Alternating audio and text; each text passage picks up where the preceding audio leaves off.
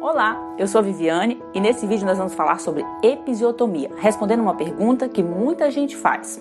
Afinal, na hora do parto tem que cortar para o neném nascer? Muita gente tem dúvida em relação a isso. Acha que no parto normal tem que ter algum corte para o neném nascer. Afinal de contas, o períneo é uma estrutura tão pequena, como é que o neném vai nascer por lá? Não é nada disso, gente, não precisa de nada disso. Eu passei por 2 partos normais e, graças a Deus, nunca precisei sofrer episiotomia. E também não tive laceração. Essa sou eu, depois do parto, na avaliação do períneo. Feliz da vida sem laceração.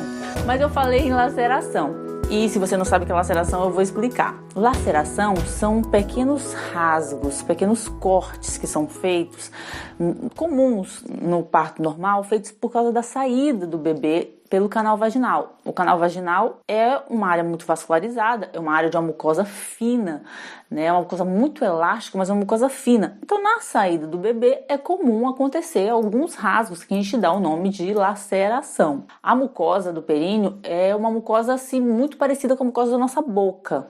Quem já machucou a boca, mordeu a bochecha, sabe como é que é, né? Morde a bochecha, facilmente ela se rasga, mas facilmente ela se cicatriza também. E é a mesma coisa em relação ao parto. A maioria das situações geram lacerações que cicatrizam muito rapidamente. Então, os estudos comprovaram que essas lacerações comuns no parto normal, em 2/3 dos partos bem conduzidos, elas são lacerações que cicatrizam naturalmente e não precisam de nenhum ponto, de nenhuma intervenção.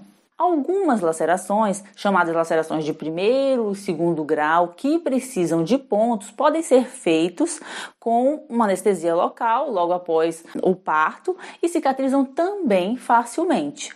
E existe uma pequena proporção de lacerações, chamadas de laceração de 3º grau, que essas sim são graves. Essas precisam de muitos pontos, e às vezes até uma intervenção cirúrgica. Mas como eu falei, isso é uma coisa muito rara, um percentual pequeno, né? Se estima que 5% das lacerações são lacerações de 3º grau, essas lacerações graves. E eu já li alguns estudos que falam em 0,4%, estudos de outros países. Falam que num parto bem conduzido, o que dá de laceração de 3º grau é só 0,4%, ou seja, é um percentual muito pequeno. Então, os estudos mostraram que em 95% dos casos não existe laceração que justifique uma episiotomia.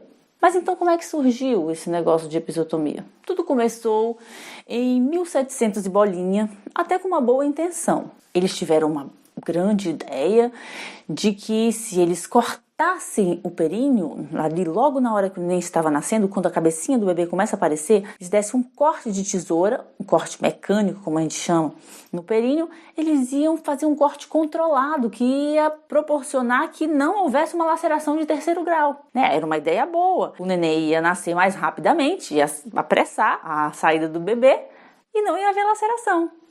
Só que não. Essa ideia que parecia muito boa começou a ser usada na rotina dos médicos de maneira indiscriminada. E eles começaram a fazer episiotomia em todos os partos, de rotina. Mas com o passar do tempo, os estudos mostraram que a episiotomia de rotina não tem nada de bom. Isso porque qualquer rasgo que o bebê faça na sua saída pelo canal vaginal é muito menor do que um corte mecânico. Porque quando o neném sai, a saída do bebê faz um movimento que acompanha a fibra dos músculos. E esses rasgos também acompanham a mucosa e a fibra dos músculos, facilitando muito a cicatrização. Ao passo que um corte mecânico é um corte controlado, mas que não é feito no sentido da fibra dos músculos. A episiotomia de rotina mostrou-se um procedimento extremamente desnecessário. Isso porque ela pode causar hemorragias, má cicatrização, risco de infecção e ainda pode causar dor para a mulher na hora do ato sexual. Na verdade, eu acredito que essa é uma das práticas que conferiu ao parto normal a má fama que ele ainda tem para muitas pessoas. Mas na década de 70, o Brasil começou uma campanha para acabar com a episiotomia de rotina. A Organização Mundial de Saúde estimou que apenas 10% dos casos eram casos em que se justificava a episiotomia e todo mundo começou a trabalhar contra a episiotomia. Mas ainda assim, até hoje, continua sendo um procedimento de rotina em muitos hospitais e maternidades do Brasil. A resistência à mudança vem dos médicos antigos. É um desses hábitos duros de mudar. E mesmo já tendo sido provado que não é o melhor caminho, eles seguem usando essa prática como se fosse um vício da episiotomia. Eles agem no piloto automático, fazendo como sempre fizeram, achando que vão ajudar o bebê a nascer mais rápido, sem se preocupar com o que é melhor para a mãe e para o bebê. A doutora Melanie Amorim, que atua com base em evidências científicas e defensora do parto humanizado, diz que não há nenhum benefício nesta prática e que nenhuma das indicações alegadas por quem faz tem respaldo científico. Ela ainda diz que para ser feito precisa de autorização da mãe, indicando um ponto importante a ser incluído no plano de parto. O que se espera de um bom médico é que ele tenha consciência de que acelerar o nascimento, abreviar o parto, só é necessário quando o bebê está em sofrimento, quando existe alguma intercorrência, e que zelar pela integridade do corpo da mãe faz parte do papel dele como médico também. Pera lá, antes de continuar, clica no gostei, ativa as notificações, se inscreve no canal. Agora eu faço uma reflexão, porque a gente percebe que todas essas intervenções que foram sendo criadas têm sempre essa intenção de abreviar o parto, de fazer o bebê nascer no momento que os médicos querem, no momento em que eles acham conveniente. Para que isso? A gente precisa entender que o parto é um evento da natureza e que a natureza tem seu próprio tempo. As coisas acontecem no tempo que tem que ser. Então esperar a mulher, esperar o bebê nascer é uma coisa que tem que fazer parte do acompanhamento do parto. Esse se dispor a esperar o tempo da mãe e o tempo do bebê. Então, quais são as orientações dos órgãos de saúde sobre episiotomia? Nada de episiotomia de rotina. Episiotomia seletiva. Só quando for necessário. Só quando o bebê estiver em sofrimento. Então, aí vai entrar os casos de bebê em sofrimento.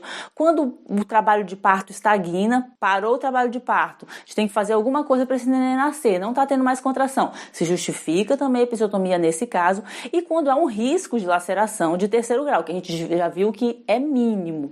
Então, quando existem esses 3 casos, são casos que se justificam a episiotomia, mas uma episiotomia seletiva, não uma episiotomia de rotina. A episiotomia continua sendo usada para salvar o bebê, para salvar a mulher, em alguns casos, que são 5%. Não precisa de episiotomia de rotina, né, gente? Agora você conversou com o seu médico e ele disse: só faço se for com episiotomia. Não vou dizer para você, foge desse médico, porque eu sei que muitas vezes a gente não tem opção. Muitas vezes quem te apoiou, quem disse que vai te ajudar no parto normal, a única pessoa que te incentivou ao parto normal foi justamente esse médico que trabalha com o pacote completo, litotomia, episiotomia e até manobra de Klesteller, se botar no meio. Mas conversa com o seu médico. Fala com ele sobre essa coisa de esperar o tempo do bebê. Fala com ele sobre mudar de posição, escolher uma posição que é melhor para você. Quem sabe vocês não conseguem uma solução melhor juntos. Seu parto tem como ser uma experiência fantástica para você, para sua família e para o seu bebê. E eu estou aqui para te ajudar, te dando informações para que você viva esse momento da maneira mais maravilhosa possível. Gostou do vídeo?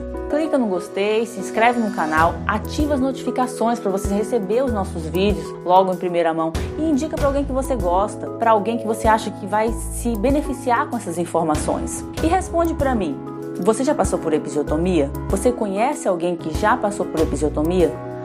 Conta pra gente, como foi essa experiência? Se liga nos próximos vídeos e até a próxima!